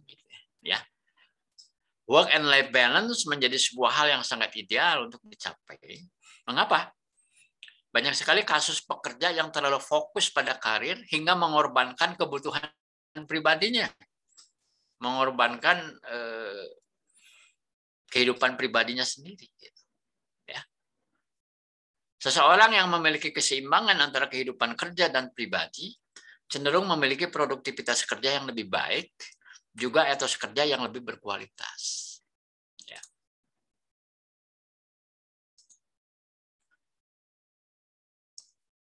Bagaimana ini gambar besarnya? Kalau kita ingin mengelola work and life balance di perusahaan ini, ya. Pertama, ya saya mulai dari yang kiri atas yang warna orange. Prosedur dan program yang mendorong keseimbangan antara pekerjaan dan kehidupan pribadi itu perlu dirumuskan lebih dulu. Ya, prosedur dan program. Prosedur dan program kerja guna menjaga keseimbangan antara aktivitas kerja dan kehidupan pribadi direkomendasikan untuk mendapatkan persetujuan otoritas organisasi yang berwenang. Jadi big boss ya atau jajaran manajemen harus menyetujui gitu ya, approve ya. Kemudian masuk ke yang kiri bawah. Prosedur dan program untuk membangun keseimbangan antara aktivitas kerja dan kehidupan pribadi pekerja disosialisasikan kepada seluruh pemangku kepentingan, semua stakeholders. Ya. Terakhir, prosedur dan program membangun keseimbangan antara aktivitas kerja dan kehidupan pribadi pekerja diterapkan bekerja sama dengan pihak-pihak yang terkait. Ya, kurang lebih flow-nya seperti itu, sebenarnya sederhana aja. Ya. Nah, ini coba saya perlihatkan. Ada kata-kata motivasi gitu ya atau inspirasi gitu ya. Ini yang sebelah kiri ini dari Dolly Parton. Never get so busy making a living that you forget to make a life. Ya kurang lebih kalau saya terjemahkan adalah jangan pernah terlalu sibuk mencari nafkah sehingga Anda lupa untuk membuat kehidupan gitu ya. Ini dari Dolly Parton. Tahu Dolly Parton siapa? Penyanyi, Pak. Oh, penyanyi country ya. Tapi udah senior, itu seangkatan Kenny Rogers itu ya. Tapi ada lagunya yang kemudian ada versi baru, I will always love you itu dari beliau sebenarnya. Aslinya itu Dolly Parton, penyanyi country. Nah kemudian ada lagi, cuman nggak disebutkan dari siapa, cuman Artifact Uprising aja. You can do a good job if your job is all you do. Gitu ya. Jadi Anda tidak dapat melakukan pekerjaan dengan baik jika pekerjaan Anda adalah satu-satunya hal yang Anda lakukan. Gitu ya. Kerja melulu gitu ya. Anda nggak melakukan hal-hal lain yang terutama juga untuk kebutuhan diri sendiri gitu ya. Nah, jadi dua nasihat ini kayaknya juga memberi inspirasi kepada kita ya, bahwa kita ini harus menjaga kehidupan kita antara kehidupan kerja cari uang dan kehidupan pribadi kita sendiri ya. Kita kan punya hobi, punya keluarga, punya teman, punya komunitas lain ya, yang mana juga kita membutuhkan gitu. Suasana-suasana dari komunitas-komunitas itu ya, untuk membuat hidup kita itu seimbang gitu. Bukan hanya sekedar hidup untuk kerja, tapi kerja itu adalah untuk hidup sebenarnya ya. Nah, skemanya kurang lebih seperti ini gitu ya. Work-life balance adalah cara bekerja dengan tidak mengabaikan semua aspek kehidupan kerja, pribadi, keluarga, spiritual, dan sosial. Jadi ini diri sendiri, terus untuk kerja, untuk keluarga, untuk teman, dan ini berputar ini ya. Antara untuk kehidupan diri sendiri, untuk pekerjaan, untuk keluarga, dan untuk teman-teman atau pergaulan kita sendiri. Ya, kalau semuanya kita beri porsi yang pantas, ya, yang seimbang, ya maka hidup kita itu seimbang. Gitu. Ya. Nah ini ada beberapa definisi dan pengertian work and life balance ya. Ini dari beberapa pakar gitu ya. Di antaranya ini dari Singh dan Khanna. Ya. Work and life balance adalah konsep luas yang melibatkan penetapan prioritas yang tepat antara pekerjaan, yaitu karir dan ambisi pada satu sisi, dan kehidupan, ya, yaitu kebahagiaan, waktu luang, keluarga, dan pengembangan spiritual di sisi yang lain. Kemudian menurut Handayani, work and life balance itu adalah suatu keadaan ketika seseorang mampu berbagi peran dan merasakan adanya kepuasan dalam peran-peran tersebut yang ditunjukkan dengan rendahnya tingkat work and family conflict dan tingginya tingkat work family facilitation atau work family enlistment. Jadi gini, yang harus dicegah itu jangan sampai terlalu tinggi yang namanya work and family conflict. Gitu ya. Saya kalau nonton film-film Hollywood itu tentang kehidupan petugas polisi misalnya, detektif ya atau reserse di film-film itu ya, itu kok banyak gitu ya di alur ceritanya itu polisi yang berprestasi itu keluarganya berantakan ya, bercerai gitu ya, broken home ya. Jadi kehidupan keluarganya tidak bahagia, tetapi sebagai seorang detektif atau polisi dia itu cemerlang gitu ya, dan ya istrinya nggak tahan gitu hidup ya dengan seorang suami yang menomorsatukan pekerjaannya gitu daripada anak istrinya sendiri gitu. Nah itu kan yang disebut apa? Work family conflict gitu. Ya itu satu contoh bahwa ternyata banyak orang-orang yang katanya orang hebat itu ya yang berprestasi itu kadang-kadang punya problem tentang ini ya, tentang work and life balance. Dia terlalu fokus pada pekerjaan sehingga kemudian dia lupa ya untuk memperhatikan kehidupan pribadinya, kehidupan keluarganya. Ya. Kemudian menurut Greenhouse, work-life balance merupakan sejauh mana individu merasa terikat dan puas terhadap kehidupan pekerjaan dan kehidupan keluarganya, serta mampu menyeimbangkan tuntutan pekerjaan dan keluarga. Ya. Ini dari 3 orang pakar. Ya. Nah, aspek work and life balance kalau menurut Hudson ya, pertama adalah keseimbangan waktu, kedua keseimbangan keterlibatannya sendiri, dan yang ketiga adalah keseimbangan kepuasan. Jadi ada 3 keseimbangan itu kalau dipecah lagi, di breakdown itu. Waktunya seimbang enggak? Kedua, keterlibatannya. Ya. Kita secara psikologis lebih merasa terlibat kemana gitu. Ya. Dan yang ketiga, tingkat kepuasan dalam pekerjaan maupun di luar pekerjaan. Keseimbangan kepuasan. Jadi kita merasa lebih memperoleh puasnya dari mana? Kan gitu ya. Ya mungkin kalau orang-orang yang workaholic gitu. Workaholic itu apa ya? Orang yang senang kerja. malah kecanduan. Dan dia memperoleh kepuasan dengan pulang larut malam, ya, kadang tidur di kantor, ya, workaholic, ya. Sampai anaknya juga lupa bapaknya itu yang mana, gitu. Itu karena apa? Alokasi kepuasannya itu hampir 100% dia simpan di pekerjaan, gitu. Tidak di rumah, tidak di anak-anak atau di istrinya atau di keluarganya. Kemudian dimensinya menurut Fisher, ya. Ini ada beberapa dimensi. Pertama adalah yang disebut work interference with personal life. Jadi ada beberapa dimensi. Ini mengacu sejauh mana pada pekerjaan mengganggu kehidupan pribadi. Misalnya, bekerja dapat membuat seseorang sulit mengatur waktu untuk kehidupan pribadi. Ya. Kemudian dimensi 2 adalah personal life interference. Dimensi ini mengacu pada sejauh mana kehidupan pribadi individu mengganggu kehidupan pekerjaan. Misalnya, apabila individu memiliki masalah di dalam kehidupan pribadi, hal ini dapat mengganggu kinerja individu. Jadi kadang-kadang juga ada sih yang, jadi gini, jangan dianggap bahwa kalau work and life balance itu kasusnya hanya orang yang terlalu sibuk kerja. Ada juga orang yang sebaliknya. Terlalu sibuk dengan kehidupan pribadinya, pekerjaannya juga terbengkalai. Itu bisa juga gitu, yang jadi korban itu adalah pekerjaannya gitu ya. Tidak selalu yang jadi korban itu kehidupan pribadinya gitu. Jadi kan yang maksud seimbang itu kan dua-duanya sama porsinya, waktunya, keterlibatannya, tingkat kepuasannya. Gitu, ya.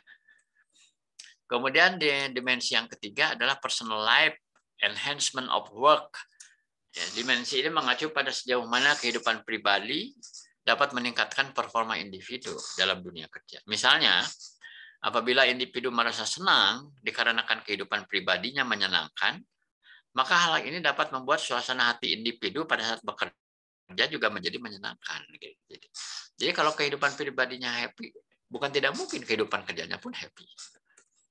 Kemudian yang keempat adalah work enhancement of personal life. Dimensi ini mengacu pada sejauh mana pekerjaan dapat meningkatkan kualitas kehidupan pribadi individu.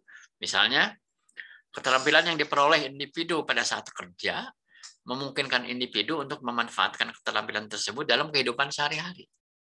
Jadi bisa dipakai juga gitu keahliannya, bukan hanya di tempat kerja. Jadi 4 dimensinya seperti ini, ya. Jadi work and life balance itu adalah pekerjaan dan kehidupan pribadi, ya. Keseimbangannya. Waktu, perilaku, ketegangan, dan energi. Ya ini model-modelnya lah. Ya tapi prinsip dasarnya pokoknya bikin aja seimbang antara kerja dan kehidupan pribadi. Ya supaya lebih produktif. Gitu. Kalau udah mulai keseimbangannya terganggu, itu akan terganggu juga yang namanya produktivitasnya ataupun tingkat kepuasannya. Ya. Aspek-aspek work and life balance, ya, waktu, perilaku, ketegangan, dan energi. Ya.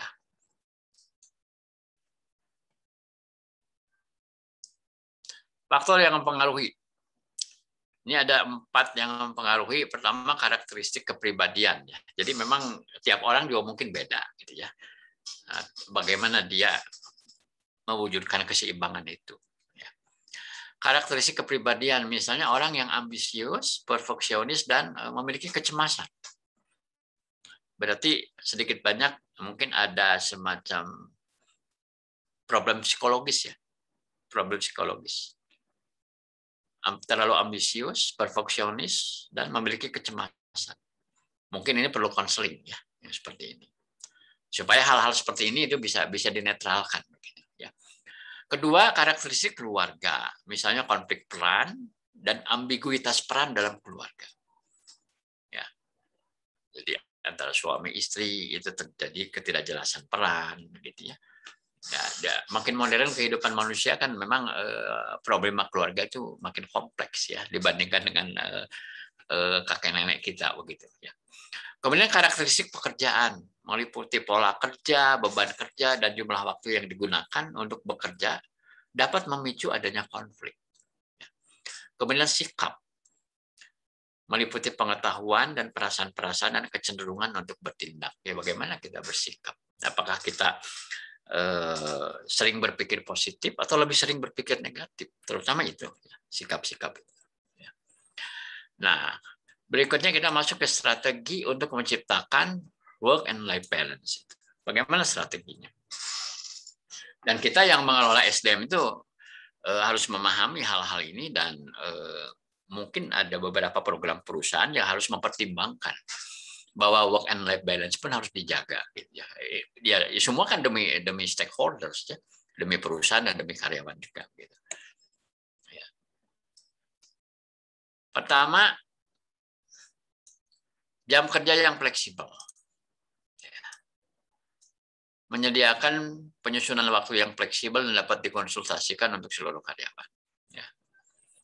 Kemudian kerja paruh waktu. Jadi ini adalah pilihan-pilihan strategi, gitu ya. Salah satunya jam kerja yang fleksibel. Yang kedua adalah kerja paruh waktu. Menyediakan lebih banyak kerja paruh waktu dengan jam atau shift yang lebih sedikit, atau penyusunan pembagian kerja untuk seluruh karyawan. Kemudian jam kerja yang masuk akal, ya, mengurangi lama waktu kerja yang berlebihan, ya. Jadi terlalu banyak kerja lembur juga itu tidak baik, ya, mengganggu keseimbangan. Ya. Kemudian akses untuk penanganan anak, ya terutama kan ini untuk wanita karir, gitu ya, atau ibu-ibu yang bekerja. Ya. Meningkatkan akses untuk penanganan anak dengan fasilitas penanganan anak di kantor bagi yang membutuhkan fasilitas tersebut. Ya. Kemudian yang nomor 5 adalah penyusunan pekerjaan yang fleksibel. Menyediakan fleksibilitas yang lebih baik dalam penyusunan pekerjaan untuk menyesuaikan kondisi personal karyawan, termasuk menyediakan waktu penuh untuk anggota keluarga.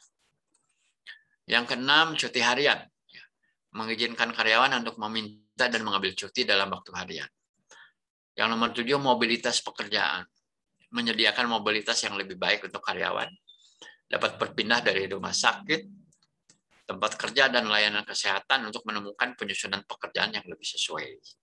Ya, misalnya kalau punya anak sakit harus dirawat, atau secara berkala harus ada kontrol dan sebagainya. Ya, itu kan menuntut mobilitas. Keamanan dan kesejahteraan. Meningkatkan keamanan, kesejahteraan, dan rasa hormat untuk seluruh karyawan di tempat kerja. Kemudian akses telepon. Memastikan seluruh karyawan dapat menerima telepon atau pesan mendesak dari keluarga mereka di tempat kerja, dan mendapat akses telepon untuk tetap dapat menghubungi keluarga mereka selama jam kerja.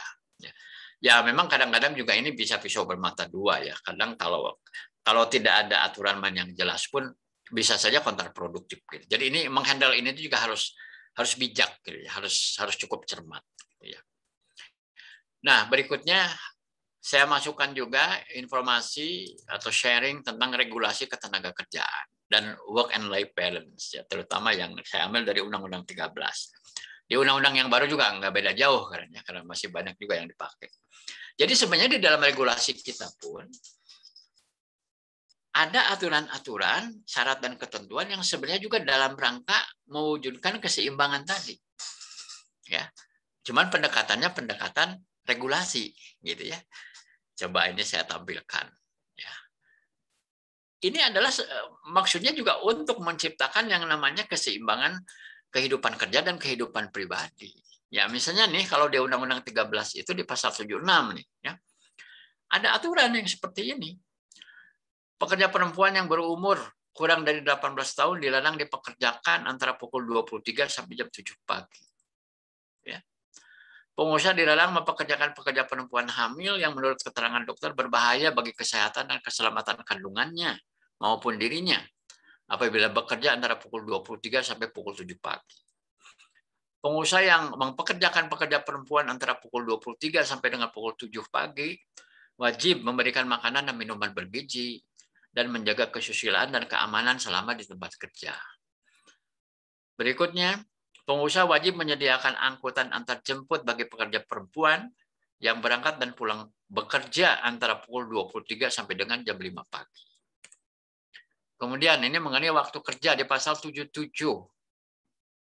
Setiap pengusaha wajib melaksanakan ketentuan waktu kerja. Waktu kerja sebagai dimaksud meliputi 7 jam 1 hari dan 40 jam 1 minggu untuk 6 hari kerja dalam seminggu. atau 8 jam sehari dan 40 jam 1 minggu untuk 5 hari kerja dalam seminggu. Ketentuan waktu kerja sebagai yang dimaksud tidak berlaku bagi sektor usaha atau pekerjaan tertentu. Ya, mungkin karena karakteristik pekerjaannya berbeda. Ya. Ketentuan mengenai waktu kerja dan seterusnya diatur dengan keputusan menteri. Kemudian pasal 78. Pengusaha yang mempekerjakan pekerja melebihi waktu kerja sebagai yang dimaksud harus memenuhi syarat. Ada persetujuan pekerja yang bersangkutan. Ya. Waktu kerja lembur hanya dapat dilakukan paling banyak 3 jam dalam sehari dan 14 jam dalam seminggu. Pengusaha yang mempekerjakan pekerja melebihi waktu kerja sebagai yang dimaksud wajib membayar upah kerja lembur. Ya. Kemudian di pasal 79, pengusaha wajib memberi waktu istirahat dan cuti pada pekerja. Waktu istirahat dan cuti sebagai yang dimaksud meliputi istirahat antara jam kerja sekurang-kurangnya setengah jam setelah bekerja 4 jam terus-menerus. Dan waktu istirahat tidak termasuk jam kerja. Kemudian istirahat mingguan 1 hari untuk 6 hari kerja dalam seminggu atau 2 hari untuk 5 hari kerja dalam seminggu. Ya ini yang 1 minggu off gitu ya. Kemudian berikutnya cuti tahunan sekurang-kurangnya 12 hari setelah bekerja selama 12 bulan secara terus-menerus. Kemudian berikutnya di pasal 80, pengusaha wajib memberikan kesempatan yang secukupnya pada pekerja untuk melaksanakan ibadah yang diwajibkan oleh agamanya. Jadi untuk keseimbangan spiritual dan keagamaannya juga kan ada dilindungi oleh undang-undang. Pasal 81, pekerja perempuan yang dalam masa haid merasakan sakit dan memberitahukan pada pengusaha tidak wajib bekerja pada hari pertama dan kedua waktu haid. Pelaksanaan ketentuan sebagai dimaksud diatur dalam perjanjian kerja dan seterusnya. Pasal 82, pekerja perempuan berhak memperoleh istirahat selama 1,5 bulan sebelum saatnya melahirkan anak dan 1,5 bulan sesudah melahirkan menurut perhitungan dokter kandungan atau bidan. Ini yang disebut cuti hamil dan melahirkan. Ya. Pekerja perempuan yang mengalami keguguran kandungan berhak memperoleh istirahat 1,5 bulan atau sesuai dengan surat keterangan dokter kandungan atau bidan. Pasal 83, pekerja perempuan yang anaknya masih menyusu harus diberi kesempatan sepatutnya untuk menyusui anak. Jika hal itu harus dilakukan selama waktu kerja. Pasal 84, setiap pekerja yang menggunakan hak waktu istirahat sebagai yang dimaksud pasal 79, ya yang ini ya, ayat 2 huruf B, C, D, pasal 80 dan pasal 82 berhak mendapat upah penuh. Jadi ini orang tuh nggak kerja tapi masih tetap dapat upahnya. Itu yang dimaksud pasal 84. Ini yang disebut paid leave istilahnya. Paid leave itu apa? Nggak kerja tapi tetap dibayar. Itu yang disebut paid leave. Kemudian pasal 85, pekerja tidak wajib bekerja pada hari-hari libur resmi. Misalnya apa ya? Libur nasional misalnya ya, kalender merah gitu ya. Pengusaha dapat mempekerjakan pekerja untuk bekerja pada hari libur resmi apabila jenis dan sifat pekerjaan tersebut harus dilaksanakan atau dijalankan terus-menerus atau pada keadaan lain berdasarkan kesepakatan pekerja pengusaha. Pengusaha yang mempekerjakan pekerja yang melakukan pekerjaan pada hari libur resmi sebagai yang dimaksud wajib membayar upah kerja lembur ya. Nomor 4 ini ketentuan mengenai jenis dan sifat pekerjaan diatur dengan keputusan menteri. Nah, kemudian nih pasal 93. Upah tidak dibayar apabila pekerja tidak melakukan pekerjaan. Ini yang disebut prinsip no work no pay, ya. Enggak kerja enggak dibayar gitu ya. Nah, di ayat 2-nya itu ada pengecualian ya. Ketentuan sebagai dimaksud ayat 1 tidak berlaku dan pengusaha wajib membayar upah apabila nah ini A sampai I ini ya. Pekerja sakit sehingga tidak dapat melakukan pekerjaan, ya. Jadi ini tetap dibayar, ya. A sampai I ini. Pekerja perempuan sakit hari pertama, hari kedua masa haid sehingga tidak dapat melakukan pekerjaan. C. Pekerja tidak masuk kerja karena pekerja menikah, menikahkan, menghitankan, membaptiskan anak, istrinya melahirkan atau gugur kandungan, suami, istri, atau anak, atau menantu, atau orang tua, atau mertua, atau anggota keluarga dalam satu rumah ada yang meninggal dunia. Ya. D. Pekerja tidak dapat melakukan pekerjaan karena sedang menjalankan kewajiban terhadap negara. Yang butir E, pekerja tidak dapat melakukan pekerjaan karena menjalankan ibadah yang diperintahkan agamanya. Ya misalnya apa? Ya misalnya naik haji gitu misalnya. F. Pekerja bersedia melakukan pekerjaan yang telah dijanjikan, tapi pengusaha tidak mempekerjakan. Baik karena kesalahan sendiri maupun halangan yang seharusnya dihindari pengusaha.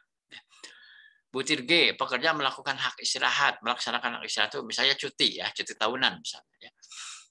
Pekerja melaksanakan tugas serikat pekerja atau atas persetujuan pengusaha, ya. Dan pekerja melaksanakan tugas pendidikan dari perusahaan. Jadi A sampai I ini orang ini nggak kerja, gitu, tapi upahnya masih tetap dibayar.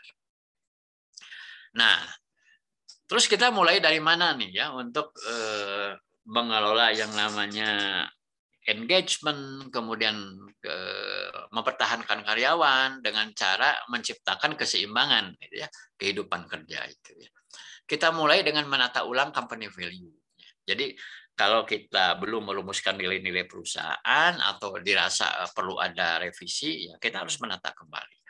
Ini ada beberapa contoh company values dengan unsur work and life balance. Jadi nilai-nilai perusahaan, tapi di dalamnya mengandung makna atau prinsip-prinsip mengenai perlunya keseimbangan gitu ya antara kehidupan kerja dan kehidupan pribadi. Nah ini contohnya ini dari perusahaan rental mobil di Amerika, namanya Morena Rent. Be the best with us. Nah, ini ternyata value yang mereka pakai. Trust, dapat dipercaya oleh para stakeholder. Jujur dan ikhlas dalam bekerja. Peduli terhadap sesama karyawan dan lingkungan. Seimbang dalam pekerjaan, keluarga, dan ibadah. Nah, ini yang harus Anda garis bawah. Balance, ya. Seimbang dalam pekerjaan, keluarga, dan ibadah. Hebat. Ya. Excellent, selalu mencapai yang terbaik. Swift, bekerja dengan cepat, taktis, dan terarah. Teamwork, saling mendukung untuk mencapai tujuan perusahaan. Ini contoh yang pertama. Yang kedua, ya ini ada dari perusahaan, namanya apa ya ini? General Counsel, Office of General Counsel. Ya. Grow mindset, humility, balance, trust. Ya. Balance, ini yang saya garis bawah itu kata-kata balance, keseimbangan. Jadi jangan berat sebelah gitu, dan harus seimbang. Ya. Ini ada excellent community, work and life balance, malah disebutkan di sini work life balance, ya. Integrity, empowerment and responsibility, dan respect. Gitu. Jadi kita mulai dari nilai-nilai itu, dari Pancasilanya dulu ya, kemudian kita jabarkan ke bawah supaya orang-orang menghayati dan mengamalkan nilai-nilai perusahaan ini. Ya. Nah ini referensi yang saya pakai, boleh tinggal diklik saja. Gitu, kurang lebih materinya nih untuk sesi hari ini. Kita masih ada waktu, silakan kalau ada yang mau didiskusikan. Silakan. Ya. Pak Dadang. Ya, silakan. Ya, terima kasih Pak. Ini saya mau bertanya. Ini mungkin menyinggung tentang perilaku kerja juga ya Pak ya. Mungkin ada hubungannya dengan kehidupan pribadi. Kebetulan saya punya teman bekerja di Korea Selatan. Memang yang bersangkutan asli Korea Selatan. Itu hanya pernah berkunjung dan sekolah di Indonesia dan satu sekolah dengan saya di SMA. Gitu. Nah, beliau bercerita gitu kan bahwa kehidupan di sana bekerjanya ya cukup lama lah dibandingkan dengan kita. Kalau kita kan wajarnya mungkin 8 jam ya, gitu ya, mungkin sore atau mungkin maghrib juga sudah di rumah lah gitu. Tapi kalau di sana ternyata jam segitu tuh masih siang Pak. Oh gitu buat ya. Mereka tuh. Iya, jam 11 itu mereka baru pulang, bahkan masih sempat ngopi-ngopi. Jam 11 malam Pak. Masuknya jam berapa? Masuknya jam 8 pagi, Pak. Jam 8, jam 9. Iya. Jadi yang bersangkutan itu kerja di salah satu perusahaan yang ternama juga sih di Korea Selatan. Nah, sebenarnya Korea Selatan itu kan baru maju itu kan di akhir-akhir setelah tahun 60 ya, Pak ya. Karena sebelum tahun 60 itu masih tergolong negara miskin. Gitu. Nah, sedangkan kita yang masih stagnan seperti ini, itu kan tidak maju-maju gitu. Nah, mungkin banyak yang mengatakan bahwa negara kita tuh negara santuy dalam bekerja, gitu. Jadi banyak mungkin saya nggak tahu ya benar apa enggaknya, mungkin di sini banyak keluhan, gitu. Terus juga kurang kerja keras dan lain sebagainya, gitu. Kalau di sana cenderung orangnya sangat-sangat pekerja keras, gitu kan. Dan tapi memang ada faktor yang negatif juga, Pak. Gitu. Teman saya itu bahkan awalnya sampai tidak mau menikah, tidak mau punya anak, gitu kan. Dan teman-temannya pun rata-rata kadang-kadang dia lebih suka berbaur di tempat kerjanya, gitu kan, lebih suka nongkrong, terus kerja, gitu kan, pulang malam dan lain sebagainya, gitu. Ya. Nah, mungkin ini pertanyaan saya, gitu Pak, faktor apa yang membedakan ya, mungkin secara global ya, tentang perilaku kerja antara di Indonesia mungkin dengan di negara-negara maju, apakah karena tekanan, gitu ya Pak, atau memang karena budaya, gitu, sehingga mungkin perilaku kerja di Indonesia itu sendiri dengan di luar negeri, contoh mungkin di negara-negara maju dengan negara-negara maju itu sangat berbeda, gitu Pak. Itu aja Pak. Ya, baik, makasih Mas Rahman. Bagus nih ya ceritanya dan untuk pembahasan diskusi kita. Setiap bangsa itu punya budaya masing-masing berbeda. Etos kerja dan budaya kerja mereka, budaya bangsanya pun berbeda. Dan itu tidak bisa dipungkiri, itu mempengaruhi bagaimana korporasi-korporasi itu memiliki kulturnya. Ya. Jadi pertama kalau pertanyaannya apakah ini ada pengaruh dari budaya setempat, budaya bangsa atau budaya negara itu, ya jelas ada. Jelas ada. Yang kedua adalah tuntutan hidup. Tuntutan hidup. Termasuk gaya hidup masyarakat. Gitu ya. Sekarang kan kalau kita lihat gaya hidup anak-anak muda, milenial yang udah high level. Kalau udah high level berarti high cost juga kan begitu ya. Maka ongkos gaya hidup mereka itu nggak bisa dibilang murah. Maka untuk mengongkosi gaya hidup seperti itu, kadang pasangan ini tuh dua-duanya harus kerja.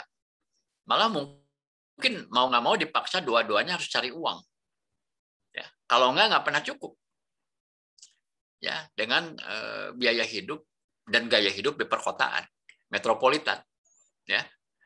Hidup di apartemen, gitu kan, harus punya mobil. Dan yang saya tahu seperti di Amerika ya, dengan terjadinya kemacetan kredit waktu tahun 2008 kalau nggak salah. Itu karena ternyata masyarakat kelas menengah Amerika itu, mereka punya rumah, punya mobil, itu semuanya kredit. Ya. Dan sebagian besar pendapatan mereka itu digunakan untuk mencicil apartemen atau rumah dan mobil. Ya. Jadi tersedot ke sana sebenarnya. Sehingga kalau mereka suami istri itu nggak kerja keras itu, mereka mungkin nggak sanggup bayar cicilan. Ya. Nah itu juga kan pengaruh gitu. Jadi budaya di lingkungan itu ya memaksa orang seperti itu. Dan mungkin harus diperdalam lagi sebenarnya. Pada jenis perusahaan apa atau pada level jabatan apa gitu. Kondisinya seperti itu. Ya. Memang kalau kita tahu juga kenapa misalnya ya produk-produk Cina lebih murah. Kenapa dibilang bahwa orang-orang Cina itu produktivitas lebih tinggi? Ya dari jam kerja aja mereka lebih banyak. Ya, kalau di kita kan jam kerja itu seminggu 40 jam. Cina itu 48 jam.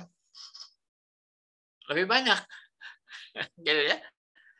Jadi kalaupun orang Indonesia dan orang Tiongkok itu kerjanya dengan effort yang sama, tapi kalau mereka kerja itu 8 jam lebih banyak, karena mereka 48, kita 40, berarti produktivitas juga kan sebenarnya mereka lebih tinggi 20%, betul nggak? Ada selisih 8 jam. Mereka 48, kita 40. Ya. 40 itu kan berarti per hari 8 jam selama 5 hari, betul nggak? Mereka itu berarti Sabtu juga kerja masuk 8 jam gitu. Itu selisihnya kan 20%. Mereka dapat 120, kita dapat 100. Belum lagi masih ada gap tentang produktivitas tenaga kerjanya. Ya kan? Mungkin mereka bekerja lebih disiplin, lebih giat, bekerjanya lebih cepat, lebih sepenuh hati. Kalau kita kan kalau nggak diawasi ya santai kerjanya gitu ya. Nah, jadi jawaban hipotesisnya adalah pertama pengaruh dari budaya bangsa setempat seperti apa, kedua karakter industri dan gaya hidup. Gaya hidup. Mungkin juga sih kalau dia tidak berada di lingkungan industri, katakanlah mereka ada di pedesaan. Anak-anak muda yang bertahan di pedesaan. Bisnisnya mungkin bertani di bidang agroindustri, misalnya berkebun, bertani, gitu ya. Mungkin beda ya dengan orang yang kerja di pabrik mobil kan gitu, ya, atau kerja di perkantoran modern di ibu kota. Ya, itu pasti berbeda. Gitu, ya. Demikian Pak Jirahman. Ya harus diteliti lah. Gitu. Tapi itu kan semua pilihan, Bisa saja secara waktu ya, katakan 2/3 ada di tempat kerja, 2/3 gitu. 1/3-nya ada di rumah. Itu kan sebenarnya juga udah nggak balance sebenarnya. Tetapi kalau dia sendiri di tempat kerja itu menjalaninya dengan hati gembira, mungkin tidak terlalu pengaruh. Cuma mungkin bakal ada komplain-komplain dari rumah gitu ya. Kok kenapa lebih jarang di rumah kan begitu ya. Tetap aja terganggu sedikit. Tapi sepanjang itu bisa dihandle dengan cara membangun saling pengertian ya di antara suami istri dan anak-anak. Kayaknya mungkin itu malah menjadi suatu kebiasaan bahwa sesuatu itu dianggap wajar begitu. Ya kan? Toh kalau sesuatu sudah dianggap wajar kan sudah tidak lagi muncul sebagai konflik. Betul nggak? Sama halnya seperti kita memandang yang namanya kemacetan lalu lintas di Bandung, di Jakarta. Ya. Kalau kita biasa hidup di kampung, kita kan stres ya.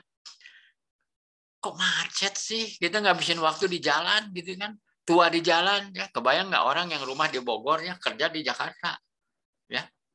Tiap hari itu ngabisin waktu berapa jam di jalan itu? Bisa 4 jam itu. 4 jam di jalan loh. Kita yang ada di Bandung kan nggak sampai kayak gitu ya. Saya aja mungkin juga nggak akan tahan gitu kerja kayak gitu. Saya 30 tahun lebih kerja itu paling lama dari rumah ke kantor itu 15 menit. Paling lama gitu ya. Kecuali dalam keadaan luar biasa pernah 1 jam. Tapi itu kan ya berapa kali lah gitu kemacetan yang luar biasa karena ada kasus kan gitu, ada kecelakaan atau ada proyek kayak gitu. Pasti orang Sunda bilang lu ngaruh mas oge gitu ya kalau orang Bandung terus ke Jakarta gitu ya. Makanya banyak juga orang ditawarin kerja di Jakarta gaji gede dia menolak, enggak mending di Bandung lah gitu ya. Jadi, ya itu karena apa?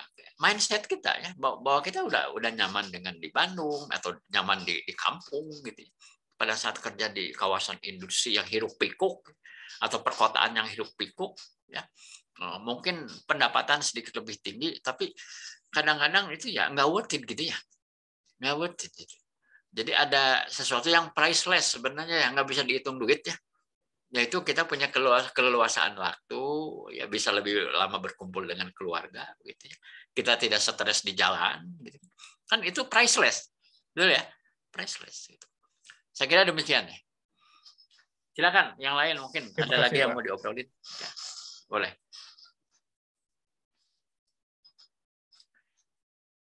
Siapa nih yang belum nih kedengaran suaranya nih?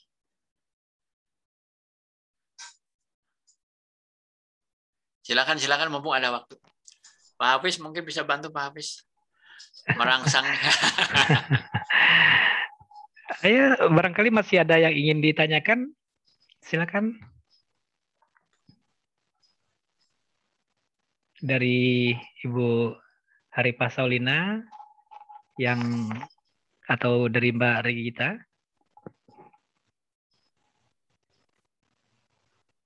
Baik, kalau tidak ada lagi, kita akhiri sesi ini dan besok kita ketemu lagi dengan jam yang sama.